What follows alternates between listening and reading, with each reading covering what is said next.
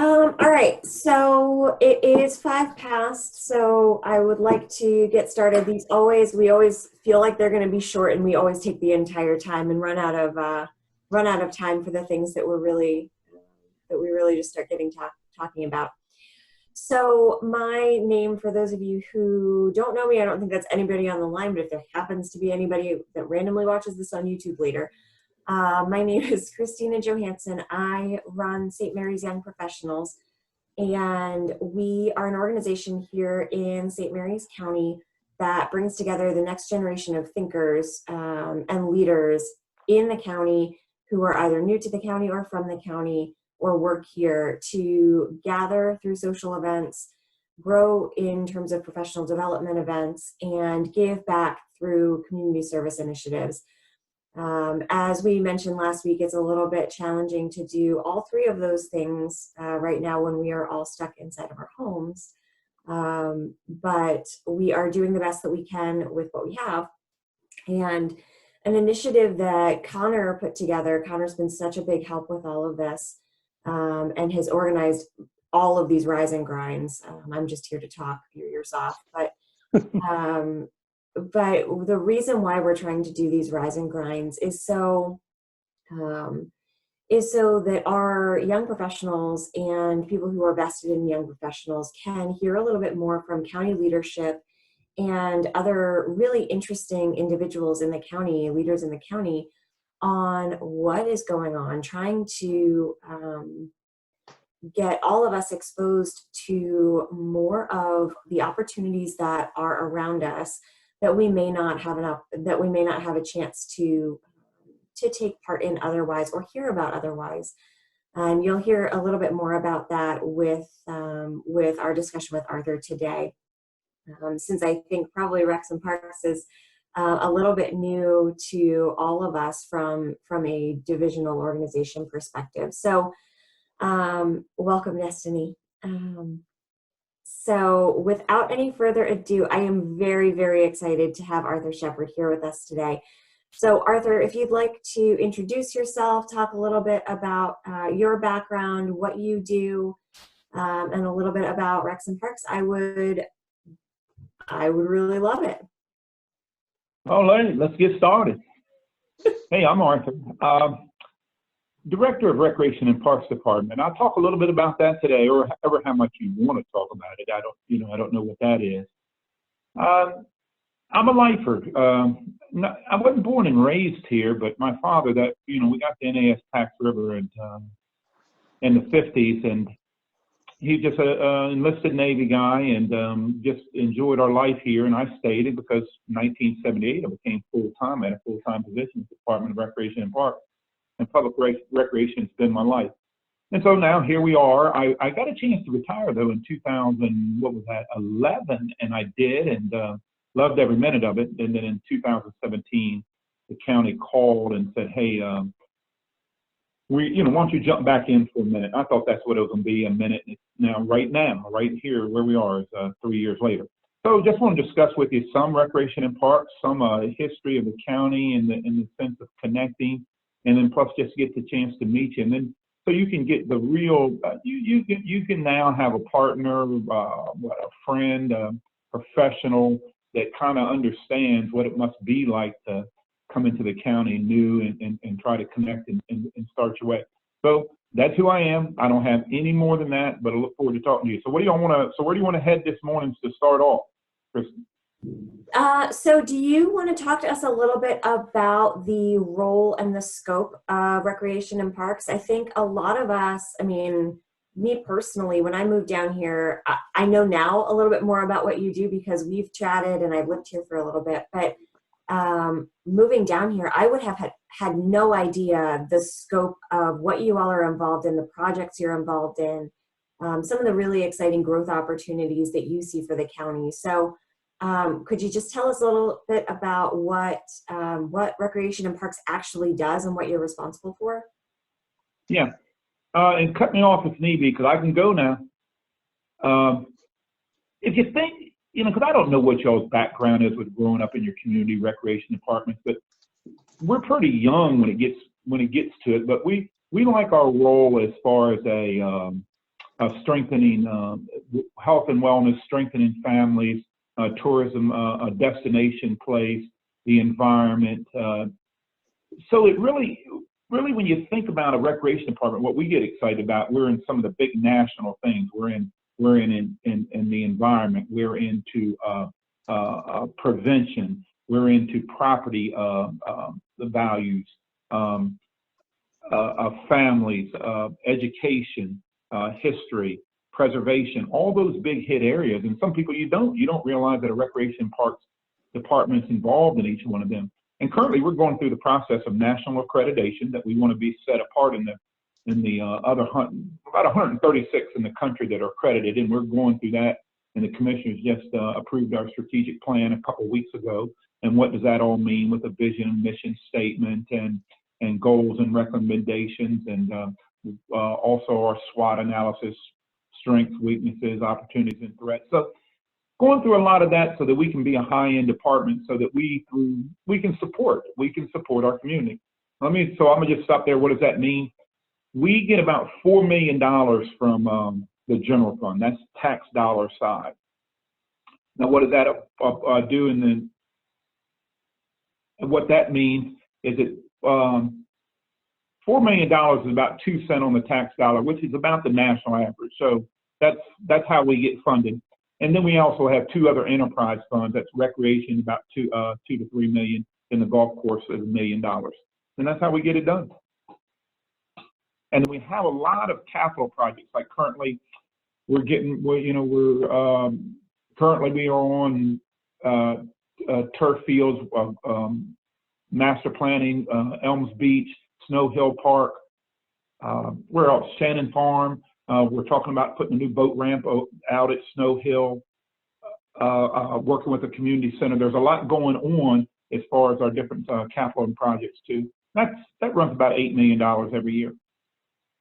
So what is one of the biggest projects and the biggest accomplishments that you've had in the last couple of years? Well, when the county purchased Snow Hill, 163 acres on the Patuxent River, that was a big purchase, 1.8 million, and then we got it open quick.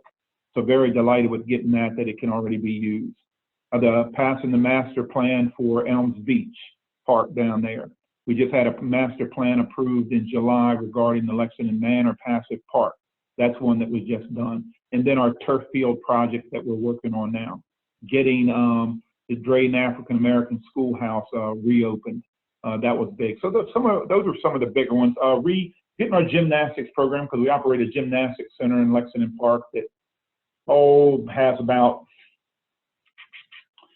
500 to 600 register each session, and a team of 57 that compete. So getting that back to good health was another pretty good accomplishment.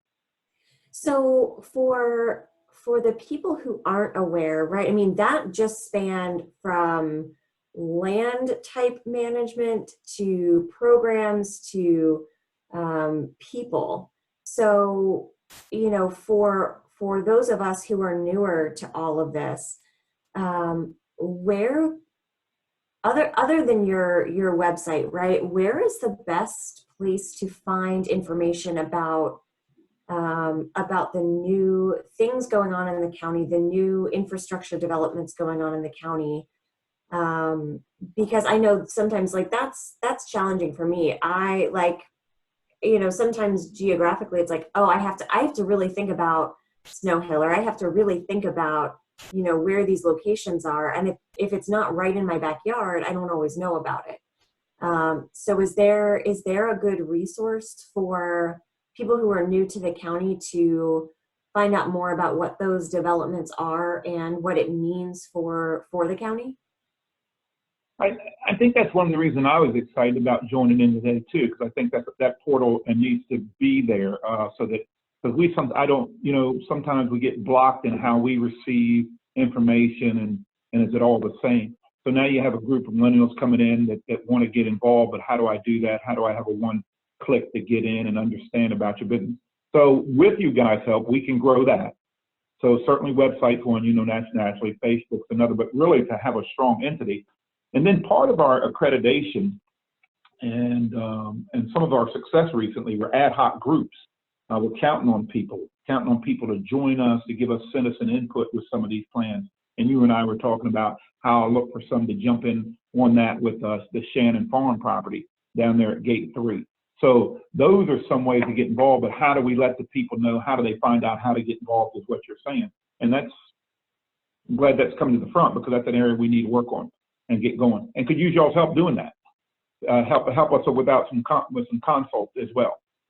So for all of the strategic plans that you've spoken about, so your accreditation strategic plan, and then the strategic plans for each one of your projects, are those available for people to look at? Are those just internal to your organization? Oh, no, they're available. And are those all up on your website, or? Yes. Okay. So I think that would be something really interesting maybe for us to talk through. I know that you just did some budget work with the commissioners yesterday, and I'm sure all of that kind of ties into your strategic plan. So can you tell us more about where you see the county going in the next, how long is your strategic plan for? 15 years, 20 years? Oh, we have to do a land preservation, parks and recreation plan, which is our comprehensive plan, every 5 years. Okay, so where do you see the county in 5 years? Well, one of the biggest things in this plan is, and why we have, let me just tell you what we have to do that plan for. And it works out, it's twofold. It's our strategic plan, but it's with the state. You know, we have program open space money, your transfer tax. That 2% goes to different jurisdictions, and that's how we get some of our state funds. It's allocated to it. But in order to get that, you have to have this land preservation, park and recreation plan developed in every 5 years.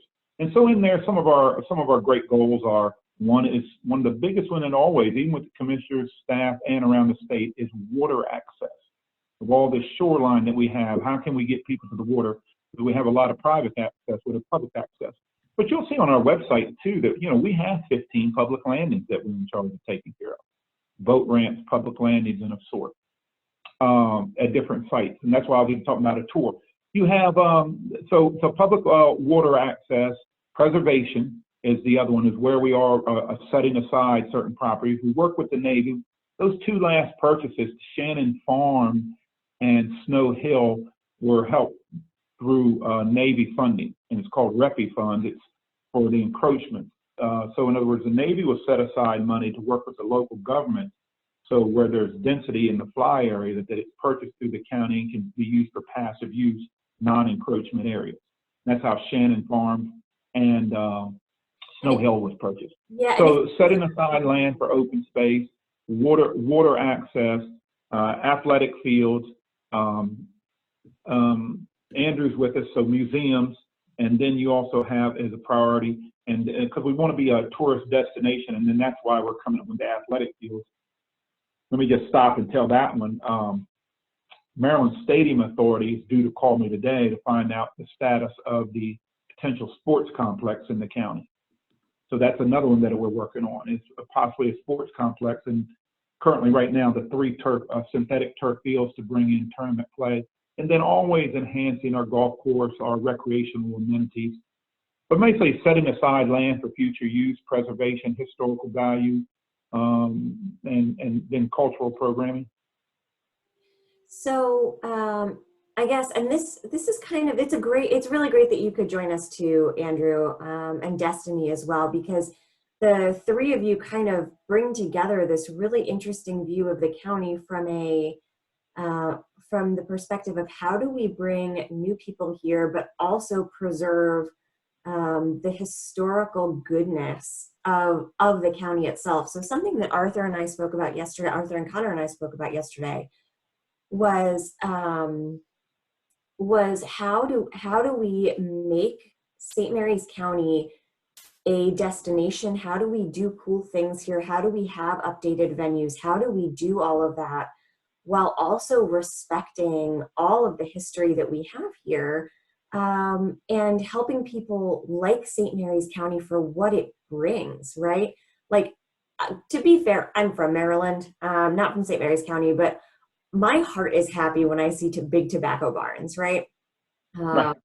And so what I don't want, like, I don't want to see, 15-story apartment buildings here. Like that would make me sad, right? That is not, that is not the goodness of St. Mary's. Um, and I'd be really interested to kind of continue that discussion from kind of lumping in economic development along with tourism and the museums, and now what we're trying to bring in with Arthur's point of view from recreation and parks on how we are looking at tourism and attraction here, from the natural goodness versus trying to force fit something that we aren't. Is that kind of a weird question, but I think you guys know where I'm going with that. So, just my comment I'll add is that, so, economic development, quality of life is super important. So that's recreation, that's tourism. People need to want to live here and do things here, in the community.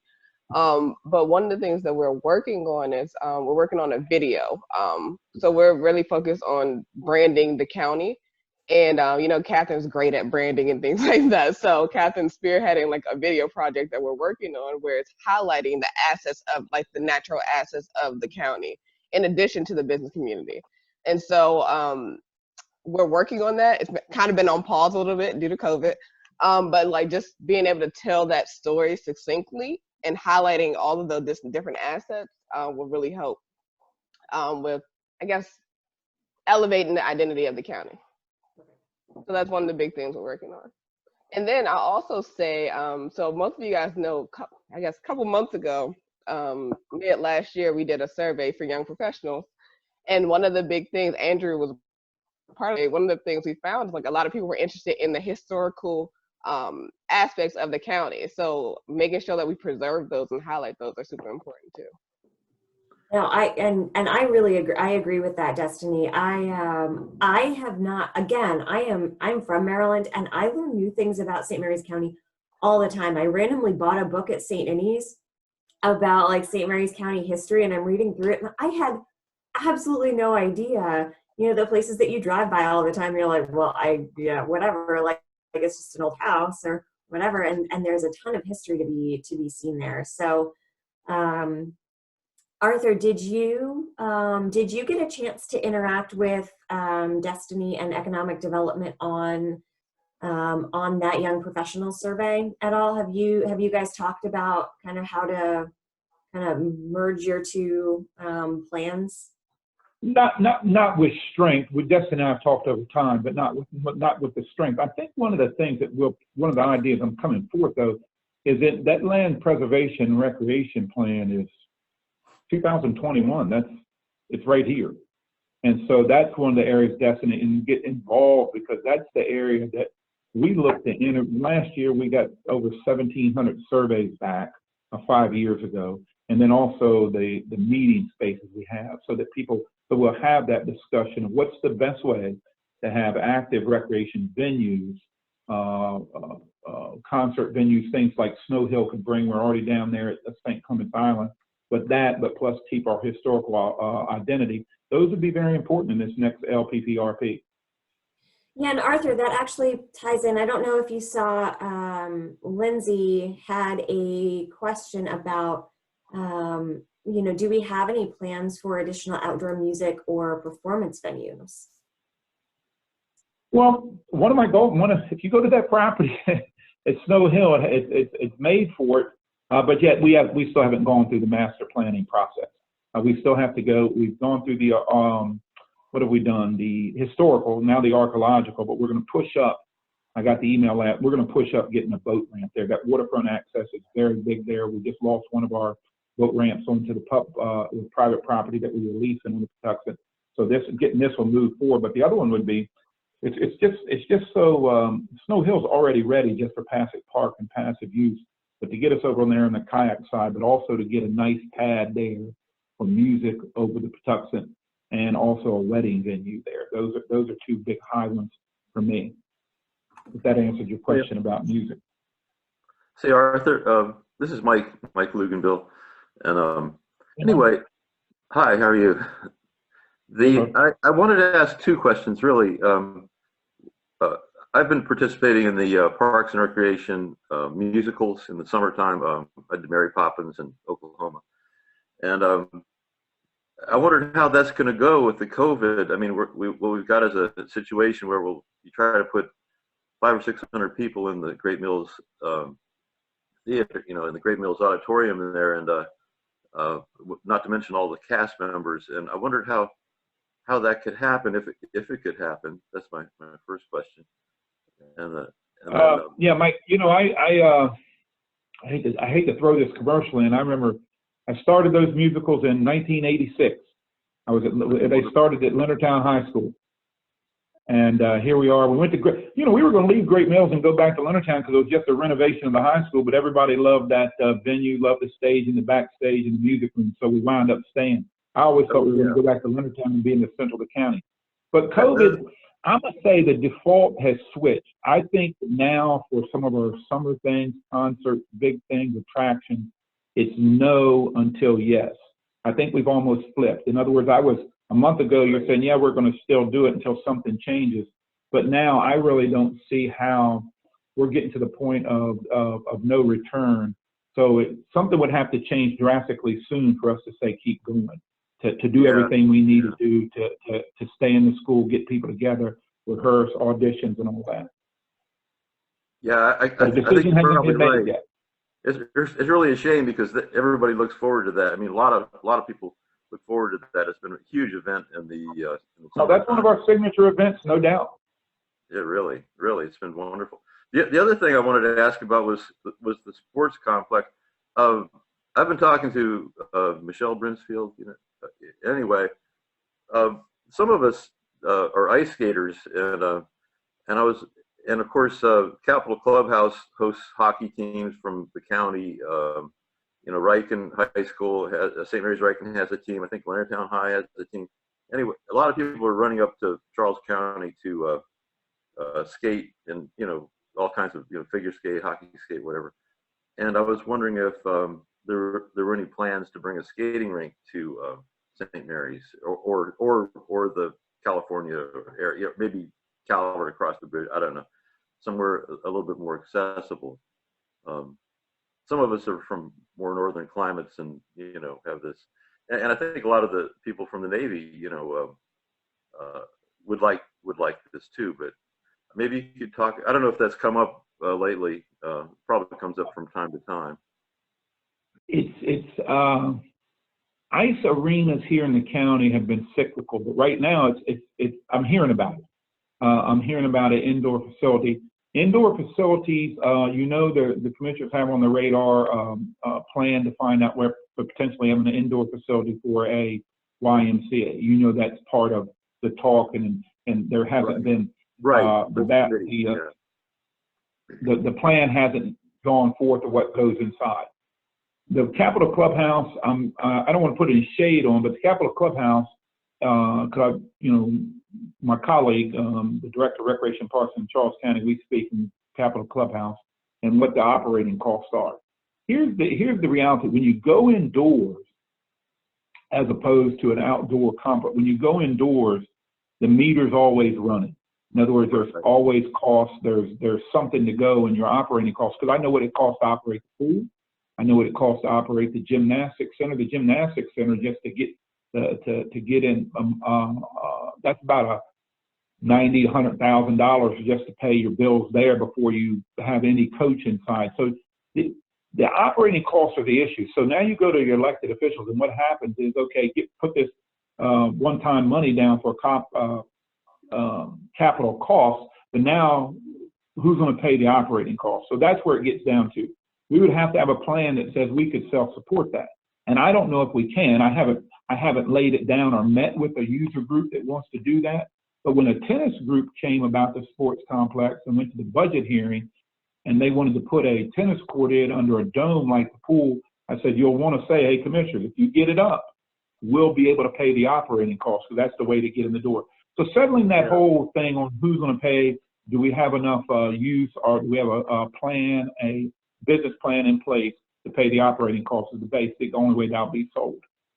I think in Charles County, they finally went to that went through 3 different managements, and I think I think now they have a private company running it, but you're right. I mean, that's the big stumbling block to it. That's the big one. Our pool in Great Mills now, it's just in some of you don't know, our pool in Great Mills wasn't constructed by the county. That was litigated, so it was. I don't know if we'd even have that pool to this day if the county were to construct it, but it was litigated, and so then that was no cost to the county. But still, we're there. We operated a deficit every year at the Great Mills pool, and then the rest of the programming, what you call those enterprise funds, those $2 to $3 million enterprise funds, all the fees then come together to support that. So Arthur, there's a question from Connor, but I'm going to try and shift it a little bit to follow on to all of this.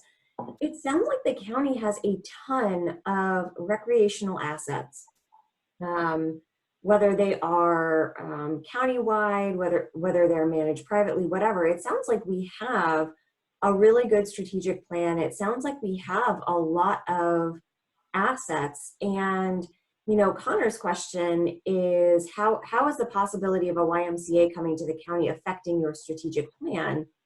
And honestly, that's something I've wondered about too, because we do have so many pre-existing assets. Is that something that is either viable or even a good idea in your opinion?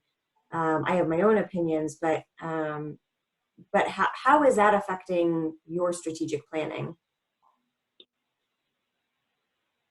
Anytime, let's start from the top and the good news, and then I'll bring it down to the challenges. Let's start from the good news. Anytime that you can have indoor facilities that are appropriate, 21st century for your citizens, and especially young people, that's a good thing, especially in a walking area, because right now it's charted for the Lexington Park area. So you have that structure. Then I go down the flow chart. Then, well, who's going to pay for it? Is that going to be paid for? Is that the county going to pay that out of the capital funds? Is that going to be fundraised with the YMCA charter group? And well,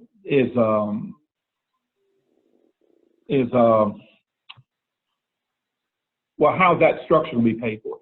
Then who's going to be doing the programming inside? Can you still hear me? Yeah, we can still hear you. Okay, because I don't see anything anymore. Somebody came through my phone. Let's see. Yeah, I was going to say your video is frozen, but we can hear you. Yeah, that knocked me off. I got it, but that just knocked me off my stride a second. So now you have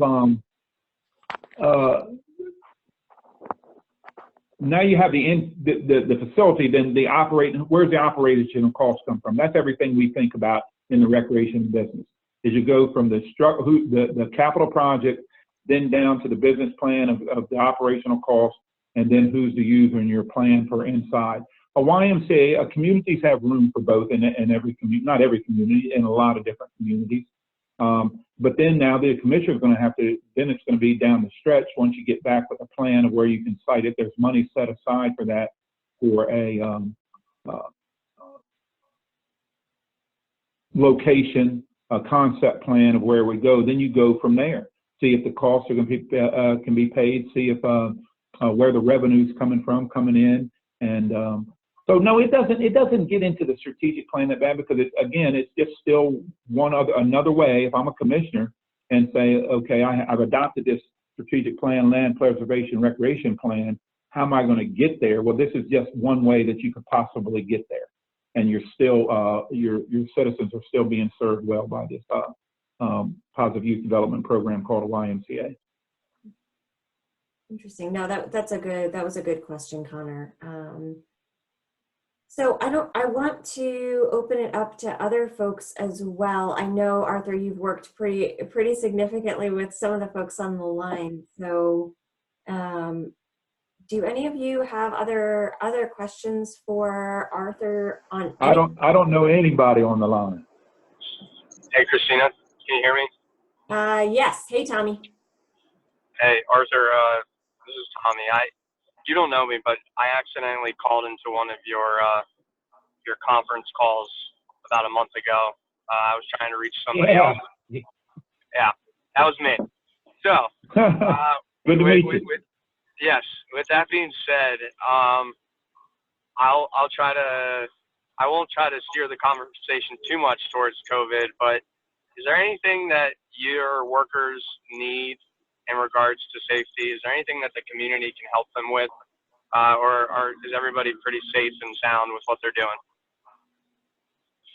Tommy, well, most of that you would want to get into now, and I'm serious about this, because it seems like where our inventory and where our centralization is going to is emergency operations. Steve Walker in there. That's where when directors, different groups, that's where we're going first for coverings, shields, sanitization, all those things. Thermometers is our first ask is right there. So that's probably where you want to get into and see what's needed there. As a department, we feel pretty comfortable. We had some groups. Now we have an encampment there in Lexington Park, and there's some facial coverings going there. I hear for those. They were tested, just to let y'all know, they were tested the other night. MedStar came in to the park site, and they tested coronavirus testing for all the homeless, and that was a very good evening, and that was one of the reasons they brought them together in the first place. So I don't let me get off too far, but Tommy, I think in the big picture, the Emergency Operations Center, that's the group you want to get in touch with it for the big picture, okay? And then you and I can talk offline as well. Understood.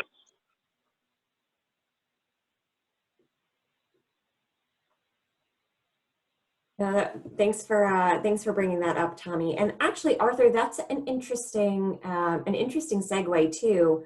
I don't know how many people know about or understand your role in the temporary encampment down here in Lexington Park.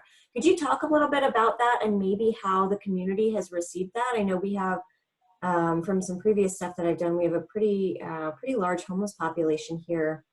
And I don't know that people know a lot about that. So could you talk to us a little bit about it? Okay, the encampment's at the Lexington Manor Passive Park site, which is adjacent to the property there on Lancaster Park off of Willows Road. Most of you know where Lancaster Park is. The property adjacent to it that's around the Three Oaks Shelter, Three Notch Theater, that area there, formerly known as the Flat Tops Housing, 80 acres. Well, there's a north-south parcel. The north parcel, I'm going to move through that quickly, is the 30-some acres. We're going through a renovation. It's in the permit process now. We have over $1 million to renovate that piece. The south section, the 50 acres, that's the disc golf course. Well, that's where the encampment is. How did that come about? When COVID came, the WARM program, Wrap Arms Around Many, and this is the pandemic says, instead of when there's an issue, come on in, the pandemic says there's an issue, I've got to move you out. So they're put people in a place where there was really now less place to go, less resources. So they were given some tents, and from what I hear, and the next thing you know, I got calls that there was tents to give this golf course line in the area in certain spots. I went there, went and talked to the director of social services, and the Center for Disease Control, CDC, said it's best not to, you just read that, it's nothing official, that, to move people during COVID. So then the health officer brought the health officer down and realized this is potentially a good spot. They stay there, they can be monitored there, all people brought in there. Then we thought about the volume, how many. Lanny Lancaster, who operates the Three Oaks Homeless Shelter, the executive director, says, I think we'll have about 35 at the most. And that's what's about on site now, 30 tents are on site on that property. There, we brought in, so there's running water there for one. Then with the Three Oaks Shelter, who used to shelter people, that's where the quarantine site, they can get showers there. They get 2 meals a day, and they're monitored by staff. We have hourly staff there. We have cameras in the park. We have other amenities in there that supports that for up to a 90-day period. And they've been there since, what was that? Good Friday, April 10th? Yeah, Friday, April 10th is when the camp opened. And they slowly matriculated in. But now I think everybody feels comfortable and doesn't feel threatened. And it's an open encampment inside of the Lexington Manor property. Any questions on that? I felt I was long. No, But everybody's thrilled because they can get the support that way. And I think there's two other options. You have stay where they are. Then now you have the mental health, public health workers having to go around. One site certainly helps them. Two, open air. Three, not being in hotels to get inside, to get into rooms, get to them. Behaviors, police, because the sheriff and the law enforcement staff has been terrific as far as monitoring and being around. So that group, the homeless action team, made up of Three Oaks, the health department, social services, and law enforcement. Then we, stepped in as the stewards of the property, came to that conclusion that that would be the best place to mediate during this time. All right. Arthur, I'd just like to ask, do they have are there families in the encampment, or is it mostly adults, or what's the? Yeah, when you say mostly, absolutely mostly adults, and there's a couple cohabitated tents. Mm-hmm. So mostly they're single tents. It sounds like it's really a wonderful collaboration of the different agencies that's going on, with respect. Yeah, we were there together. We with that great weather we had on Monday night, and then they're in the park, and then seeing all that those come together. It was a nice evening just for what you just said. And then what I really liked about it is the agency said how this has postured them for growth and for even better moving out, because the end is that homelessness still needs services when this is all over. Appropriate housing, voucher systems, all the things to get them independent. So this was a great start for them coming together, and they see it as well, and I'm grateful. Well, the county deserves a lot of credit for maintaining the Three Oaks property. I know they've been kind of a hidden partner through the years, and people really should be aware that the county's been heavily involved in that. Of course, it's funded through state and federal grants as well, and a lot of churches that are involved with it too. A lot of private funds here too from the county. So anyway, well, it's nice to hear about that. Thanks for giving us an update. Got it. So Arthur, what do you want young people, what do you want millennials to know about the county? Big open-ended question. No, I think you hit on it earlier. I think I want them to. And with me being part of this department for over 40 years, the question's really not changed, to be honest. And what millennials and everybody is that we do have, and not me, that the county has these excellent assets. How do people know about them? How can they access them? Promotion, information, but really for the millennials is involvement. Not only in two ways, not just in the way of using them as a leisure user, but this great help of the Land Preservation and Recreation Parks Plan, ad hoc groups. Again, I'm going to be asking for a group to help me with this plan at Shannon Farm. What a wonderful project, 200 acres that goes out to the bay there off of the Homegrown Market and off of Cedar Cove. That's one of our big ones that we're working on now. That's out to bid, and we've had our kickoff meeting. So a lot of different things to bring a new, and especially for millennials that not are from here, from away, to bring that freshness of saying, here's a new way of looking at St. Mary's, but yet keeping it historical, because that's not going to go away. It's just not here. That is our bread and butter, so to speak. So for me, I'd like to meet you. I like for you, the millennials, to know that now that they've been introduced to a recreation department, or some of you, that you have total access. You can set up other times to say, okay, we want to get more involved, but that was an introduction. Let's talk about a good way we can segue in. One of the best ways is right there at that Lexington Manor Passive Park. There's picnic tables. Go out there and talk about that project there, and other ones. Maybe take them, go see some other sites.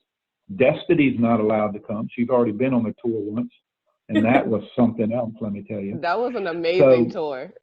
Oh, please. It was amazing. So, we do some touring, talking, and then people, I know humans, I know all of us, and then we all pick what we want to do. Nobody wants to be forced to do anything, but then hey, thanks, appreciate it. Then hey, I'll dig in, I'll lean in when I'm ready. And I think that's how that works. So can you talk to us a little bit about the more tactical ways to get involved? I think you guys have some citizen advisory boards, right? We do. And you can look them up right on the county's website, Citizen Advisory Board. They're always looking for those. And we just had some new ones come in. I work with 3 boards: the museum board, the Citizen Advisory Board of Recreation Parks, and the Wycomico Shores Golf Advisory Board. Those are 3 boards that I in particular work with. There's other advisory boards throughout the county that could meet the interest. Like I said, the Shannon Farms was coming up. Some of you now want to, if you could, I might send you this thing that I use for Citizen Academy, Connor. Send that so that you guys can send out. Then everybody then could have my email. Then if anybody just says, hey, when it gets around to park development regarding venues, waterfronts, hey, can you give me a call? I'll put y'all in my Rolodex here. Is that what we call it? I'll put you in that and find out and recruit and get involvement there too. That's the most practical way. There's other ways to just look to get and say, hey, you guys do a great job with special events. Let us know. We'd like to help at those. Some of the festivals that you have. We just heard about Summer Stock. There's places to work there to be with young people you can do it for a short period during the shows or all summer long to be a part of theater and just bring your giftedness to it. So there's a lot of different ways, and I can send those back out to you. Yeah, that would be really helpful. I think something that we touched on last week, Tommy was our guest last week, something that we touched on is that having kind of an intermediary to actually get the information out to different audiences is really important. And we would very much like to be that distribution source for volunteering efforts, for the cool things going on with recreation and parks. Same thing, obviously, Andrew, for the museums, Destiny for economic development. I think that we are able to have this really great kind of working group almost all together to try to bring in the young professionals in the area into understanding more about, Arthur, what the opportunities are to get involved, get engaged, get interested in the county. So anything that you would like for us to send out, anything that you are interested in disseminating to kind of a more broad audience that might not, normally be on the Recreation and Parks website, please do send that over to us. So we've got another 10 minutes or so. I have asked a ton of random questions today. So does anybody else have questions for Arthur before I have him wrap up here? I mean, I always have questions for him because he's my boss. So what questions do you have today? I don't. I really don't. I think you summed up everything. I mean, and Arthur, you pretty much summed up everything. We have a wide variety of things that we have under Rec and Parks that people don't know. So, I guess you also didn't mention that we are getting a new museum too. Oh, yeah, that's one of our big projects. Yeah, that's way to go. The museum is being totally renovated. It's on site. It's going to be taken down. We're going to have to go to a temporary site on campus, and then while it's under construction, it'll be on the same footprint, it'll be down to 2 stories, and that'll be a huge addition and attraction to the museum there at St. Clements Island. So yeah, thanks Andrew for bringing that back up. That's a good one. So what is we're very excited because it's just going to be a brand new facility with updated exhibits. It's just something that's going to really play into the new things going on here. Thankfully, like Arthur said, we're going to still be running the water taxi and gift shop and things like that while construction and demolition and everything's going on. But that was a capital project too. I mean, we also got grant funds from the heritage area, so it's just a collaboration, like Arthur says, of everybody. So everything from museums to golf courses, it's what we've got. And then let me jump in on that museum again. So if you think of St. Clements Island Museum, the birth of Maryland, and there's an island there. There's tours, there's a water taxi. Then there's an event called Blessing of Fleet. There's Maryland Day. There's the Jazz Fest, which is just extraordinary there on the Potomac. Other events. So if a person would just wanted to be a friend of the museums, put it in, and there's other events down at Piney Point as well, and just say, hey, I'm a friend of the museum, and this is a place to where I connect. This is a place where I give, and this is a place where I take a little bit. But the museum is a place where you meet others. You hear about the history of Maryland. There's some excellent, exciting events. That'd be a good place if somebody wanted to adopt, get involved in, and just be on the list and say, hey, this is a place I want to invest in a little bit. The museums are an excellent opportunity for somebody that's in this area to meet some of the people that are here and meet others that are coming to here, and surround themselves with some of that good historical value.